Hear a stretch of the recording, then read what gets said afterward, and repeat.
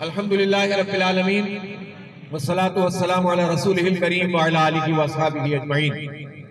अम्मा बाद फ़अऊज़ु बिल्लाहि मिनश शैतानिर रजीम बिस्मिल्लाहिर रहमानिर रहीम।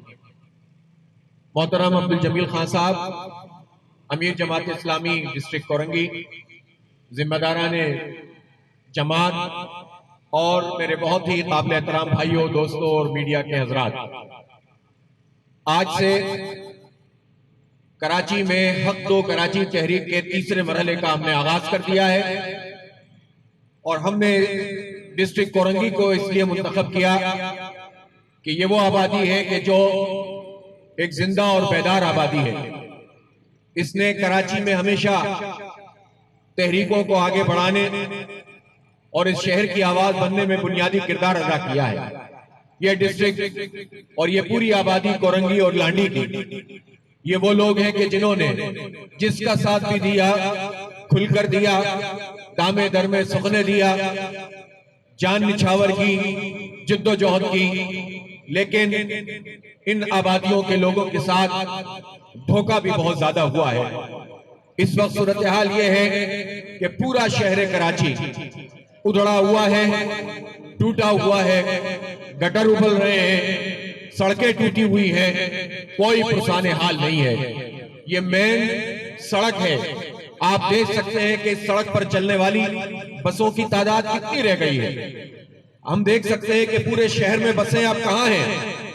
वो केसीआर कहां है जिसका इफ्तिताह शेख रशीद साहब पिछले महीने में करके गए थे। वो पैकेज का है जिसका ऐलान 4 महीने पहले इमरान खान साहब करके गए थे। और वो पैकेज कहां है जब उन्होंने 2 साल पहले 162 अरब रुपए के पैकेज का ऐलान किया था।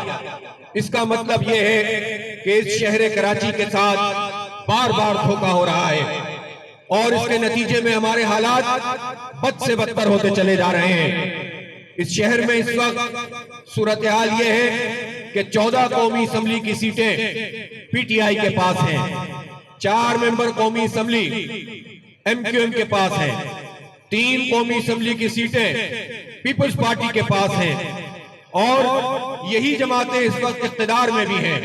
विफाक में पीटीआई और एमक्यूएम का इत्तेहाद है और सूबे में पीपल्स पार्टी हुक्मरान है। 3 करोड़ की आबादी के इस शहर की सूरत हाल देख लीजिए, आपको अंदाजा हो जाएगा कि ये लोग कराची को कितनी अहमियत देते हैं। हम खुश होते हैं जब लाहौर में मेट्रो चलती है, हमारा दिल बाग बाग होता है कि पाकिस्तान के शहर इस्लामाबाद और पिंडी में मेट्रो का सिस्टम चलता है, मुल्तान में चलता है, अब तो पेशावर में भी चला दिया है। लेकिन और फिर उसके बाद लाहौर में तो ट्रेन चल गई है, ऑरेंज ट्रेन चल गई है। लेकिन इस शहर की किस्मत देखिए, यहां जो चलता था वो भी बंद हो गया है। वो केसीआर जो 90 की दिहाई तक कामयाब तरीन प्रोजेक्ट था, 104 ट्रेनें चलती थी, 80 ट्रेनें लूप लाइन में चलती थी, 24 ट्रेनें मेल लाइन में चलती थी। एमक्यूएम के वजीर ट्रांसपोर्ट की मौजूदगी में कराची का रोड ट्रांसपोर्ट जो कारपोरेशन थी वो भी बंद हुई और इन्हीं के इख्तिदार में कराची की केसीआर भी बंद हुई। हम ये समझते हैं कि पीपल्स पार्टी मुसलसल कराची के साथ ज्यादती कर रही है।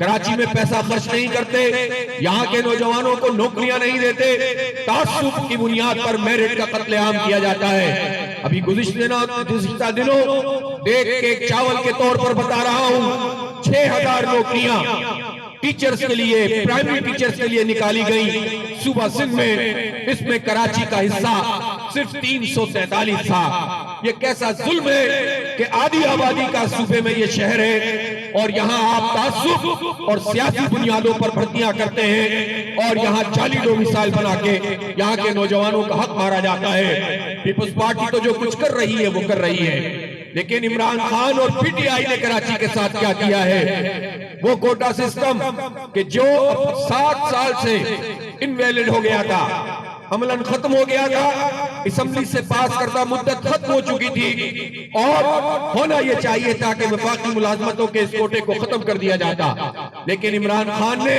और एमक्यूएम ने मुश्तरका तौर पर एक एसआरओ के जरिए कोटा सिस्टम में गैर मुअय्यना मुद्दत के लिए इजाफा कर दिया। मैं खालिद मकबूल सिद्दीकी साहब से पूछना चाहता हूं कि कोटा सिस्टम पर आपने कराची की तर्जुमानी क्यों नहीं की? अगर आप ये कहते हैं कि हमारी मर्जी के खिलाफ मर्दमशुमारी का ऐलान किया गया है, हम पूछना चाहते हैं कि फिर ये 25-30 हजार नौजवान इस शहर में क्यों कत्ल हुए थे, क्यों सबसे लड़ाया गया था, जब इस बुनियादी मसले में जो छुरा घोंपा गया है कराची के नौजवानों की पीठ में, कोटा सिस्टम को लामुतनाही मुद्दत के लिए बढ़ाने का, और ये जो मजमूम काम किया गया है इसमें पीटीआई और एमकेएम शराकतदार है। इसलिए मेरे भाइयों, बात यहाँ खत्म नहीं हुई, बल्कि अभी परसों तरसों वफाकी काबीना ने उस मर्दमशुमारी की मंजूरी दे दी जिसमें कराची की आधी आबादी खाली गई है। कराची 3 करोड़ की आबादी का शहर है, बल्कि अब तो जो प्रोजेक्शन आबादी की होती है ये बताया जाता है कि ये आबादी अब 3 करोड़ से भी आगे निकल गई है। लेकिन 2017 की मर्दमशुमारी में इसे 1 करोड़ 49 लाख गिना गया। जब एतराज किया तो कहा गया कि सीसीआई में ही मसला जाएगा। सीसीआई क्या है? मुश्तरका मफादात की काउंसिल, जिसमें चारों सूबों की और विफाक की नुमाइंदगी होती है। और वहां यह फैसला हुआ कि 5% ब्लॉक्स को पूरे मुल्क में खोलकर रीओपन करके रैंडम चेकिंग की जाएगी। लेकिन फिर क्या हुआ? 1 साल नून लीग का गुजर गया, फिर पीटीआई की हुकूमत आई।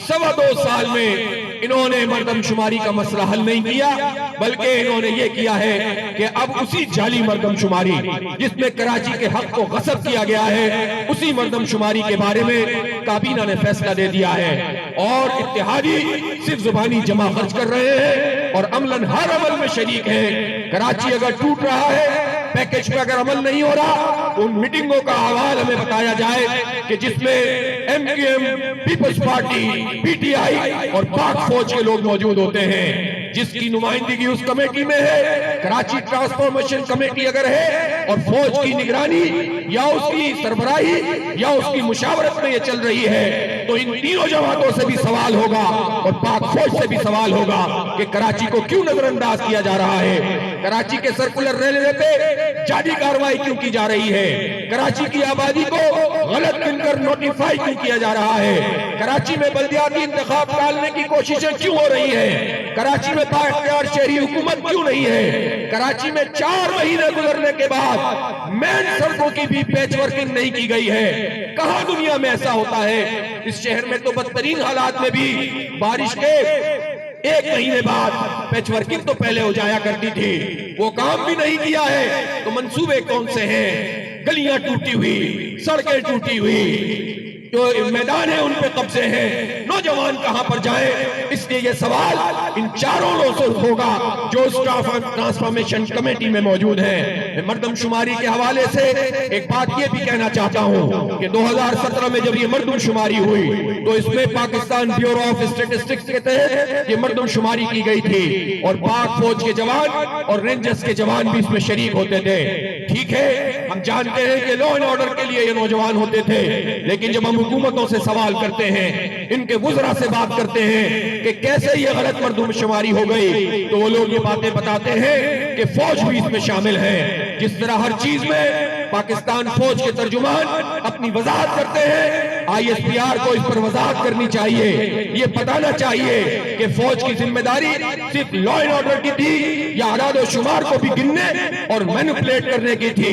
फौज के पीछे छुपकर ये आमिराना जमहूरियत के हामिल जमातें कराची के 3 करोड़ लोगों की आंखों में धूल झोंक रही हैं। इसलिए सबको अपनी पोजीशन को वाजे करना चाहिए। हम वाजे कर देना चाहते हैं कि हमें यह जाली मर्दमशुमारी कबूल नहीं है, दोबारा मर्दमशुमारी होनी चाहिए। इसलिए कि 5% का फैसला भी आज से 2.5-3 साल पहले हुआ था और अब इसके अलावा कोई दूसरा हल नहीं है कि कराची में असर नो मर्दमशुमारी करवा लो, पूरे मुल्क की मर्दमशुमारी, पूरे सिंध की मर्दमशुमारी का हाल पता चल जाएगा।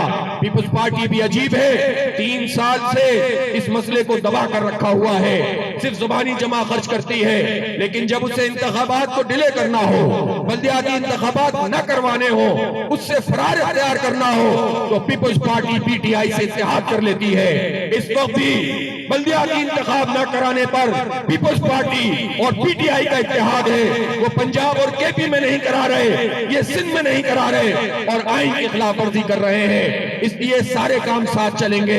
असर नो मर्दमशुमारी अगर कराची की हो जाए, ये 15 दिन में ये सारा काम मुकम्मल हो सकता है। पूरे शहर को बंद करके एक दिन में भी पहले माजी में होती रही है। इसलिए ये कहना कि इसमें 1 बरस लगेगा, अभी गवर्नर साहब का बयान आया, मैं इनसे कहना चाहता हूं कि आप गवर्नर हैं, विफाक के नुमाइंदे हैं, आपकी रिस्पॉन्सिबिलिटी है। आप ऐसी बातें क्यों करते हैं जिनका हकाइक से कोई ताल्लुक नहीं है कि मर्दमशुमारी में तो साल लग जाएगा।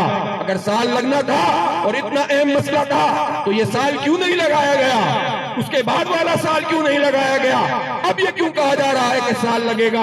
हम समझते हैं फौरी तौर पर मर्दमशुमारी दोबारा करवाई जाए, हमें ठीक तरीके से गिना जाए, इसलिए कि ये मामला सिर्फ आदादो शुमार का नहीं है, गिनती का नहीं है। अगर कराची की आबादी हुकूमत की सतह पर जो बात की जाती है और जिसकी विफाकी काबीना ने मंजूरी देकर हमारे साथ दुश्मनी की है, अगर उसको मान लिया जाए तो 1,49,00,000 की आबादी के मुताबिक हमारी नुमाइंदगी होगी और हल्का बंदियां होंगी। उसके नतीजे में बल्दियाती नुमाइंदगी भी कम होगी और उसके नतीजे में हमारी जो सूबे में नुमाइंदगी है और मरकज में नुमाइंदगी है इस शहर की वो कम होती है। अगर इसको दुरुस्त गिन लिया जाए तो यहाँ 44 सूबाई असेंबली की सीटों के बजाय 65 से ज्यादा सीटें होंगी।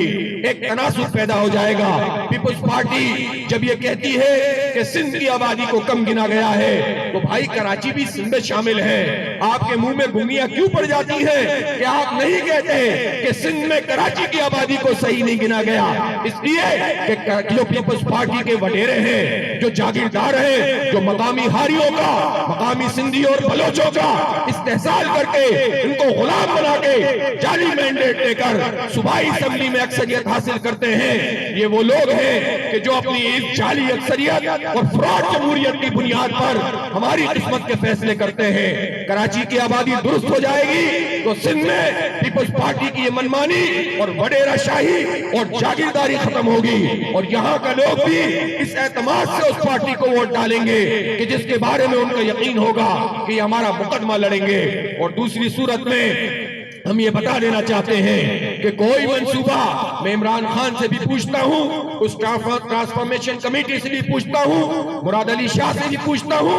और कोर कमांडर और पिछले दिनों तो DGISI इस मीटिंग में शरीक हुए थे, उनसे भी पूछता हूं कि वर्ल्ड बैंक से जो बात चल रही है, पब्लिक प्राइवेट पार्टनरशिप में जो मंसूबे बन रहे हैं, जिन सड़कों की बात की जा रही है, जिस K4 का तस्करा हो रहा है, वो 3 करोड़ आबादी के लिए मंसूबा है या 1.5 करोड़ आबादी के लिए मंसूबा है। इसलिए ये तो टेक्निकल बात भी है, इंजीनियरिंग पॉइंट ऑफ व्यू से भी ये बात है कि दुनिया में वही आबादी कंसीडर होती है जो ऑफिशियली नोटिफाई होती है। इसलिए हमारे मंसूबे भी खराब होंगे। अव्वल तो आप करके कुछ नहीं दे रहे, KCR पटड़ियां उखड़ी हुई हैं, तमाम जो उसके वहां पर स्टेशन हैं बदतरीन सूरत हाल से 2-4 हैं, कोई काम यहाँ पर नहीं हो रहा, सिर्फ झूठ बोला जा रहा है। हक तो कराची तहरीक जमात इस्लामी लेकर उठी है, इसलिए कि जमात इस्लामी इस शहर को जानती है, जमात इस्लामी ने इस शहर की खिदमत की है। नेमतुल्लाह खान साहब ने इस शहर को तामीर किया है, K3 मंसूबा हमने मुकम्मल किया, K4 के लिए काम शुरू किया, लेकिन फिर 15 साल में MQM और पीपल्स पार्टी हमारे सरों पे मुसल्लत रहे हैं। एक कतरा पानी का इजाफा इनके अदवार में कराची के लिए नहीं हुआ। नेमत साहब 32 कॉलेज बनाकर गए, कोई एक कॉलेज उसके बाद नहीं बनाया गया। नेमत साहब ने मॉडल पार्क दिए, उन पार्कों पे कब्जे किए जाने लगे, चाइना कटिंग उसके बाद होना शुरू हो गई। खान साहब और जमात इस्लामी ने इस शहर की ट्रांसपोर्टेशन और उसके लिए काम किया और हमने देखा कि वो ग्रीन बस जो नेमतुल्लाह खान साहब ने सिटी गवर्नमेंट के तहत पब्लिक प्राइवेट पार्टनरशिप के तहत चलाई थी, बाद के दौर में खत्म हो गई। और हैरत है कि कल मुराद अली शाह साहब ये फरमाते हैं, वो ये कहते हैं कि हम जो है कराची को बसों का तोहफा देंगे। कौन सी बसों का तोहफा देंगे? जो ठीक बसें थी, नेमत साहब के जमाने में चलती थी, और अब हाल ये है कि ईंटों के ऊपर वो रखी हुई सरजानी टाउन में सड़ रही हैं। अब मजीद पैसे कमाओगे, इसमें भी करप्शन करोगे और कहोगे कि हमारी ही चीज हमें लौटाओगे मजीद करप्शन करके और कहोगे आपको तोहफा दे रहे हैं। ये बातें हमसे मत करो, हमें हमारा हक दो, हमें पैकेजों की खैरात नहीं चाहिए, हमें ये जाली मर्दमशुमारी नहीं चाहिए। और अब इस वक्त अहले कराची का बस एक नारा, मर्दमशुमारी दोबारा। कराची का एक नारा, मर्दमशुमारी दोबारा। कराची का बस एक नारा, कराची का बस एक नारा, 3 करोड़ लोगों का एक नारा, मर्दमशुमारी दोबारा। बस यही हमारा नारा है, कोई जातसाजी नहीं चलेगी। कल इंशाअल्लाह जिला मलीर में हक तो कराची रैली निकलेगी। गवर्नर हाउस के सामने फुवारा चौक पे उन नौजवानों के साथ परसों हम खड़े होंगे कि जिनको एमडी कैट में फेल किया गया है। पीएमसी जो मेडिकली बनाई है पीटीआई ने, वो जॉली ऑर्गेनाइजेशन का जो शिकार सिंध के तलबा हुए हैं उनके साथ हम एहतजाज करेंगे। और उसके बाद अगले मरहले में इंशाअल्लाह शाहराह फैसल को मुख्तलिफ जगहों से ब्लॉक करेंगे इंशाअल्लाह ताला। और इसका ऐलान मैं कल करूंगा, शाहराह फैसल को ब्लॉक करेंगे और उसके बाद आगे बढ़ेंगे। हम देखते हैं कि किस तरह हम पर गासिबाना कब्जा किया जाता है, अपना हक लेकर आगे बढ़ेंगे। आखिर दावाना अनिल हम्दुलिल्लाहि रब्बिल आलमीन।